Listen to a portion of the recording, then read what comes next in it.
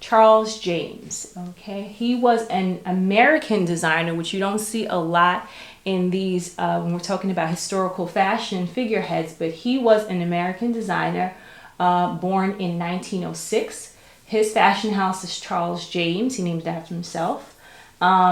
He was known for fabulously expensive ball gowns with intricate construction and sculpted designs. It's one of those designs where you might see often is the butterfly dress. And you'll see that it had all these kinds of pleats, and it moved in a certain way, and the tulle was stacked on top of each other, so that almost like when you lift it up, it created essentially the butterfly effect because the way the colors burst from underneath. And that was a lot of his designs. They were extremely intricate.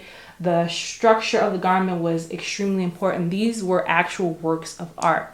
Recently at the Met, one of the Met galas had a complete dedication to Charles James, which is initially one of the things that sort of attracted me to him. Didn't know about him before, and then I decided to research, and I saw how beautiful his designs were and how they inspired so many designers today. If you look at Zac Posen and some of his pieces, they are heavily inspired by Charles James, his uses of crinoline and the way they have these sort of cone shape dress skirts that just look like enormous. A lot of that came from Charles James because of his structural focus on a garment. So it wasn't just about pretty. It was almost like an architect building a building. He wanted the insides and the inner workings of these garments to be just as beautiful as the outside. Dies in 1978. His house doesn't live on officially, but he does inspire many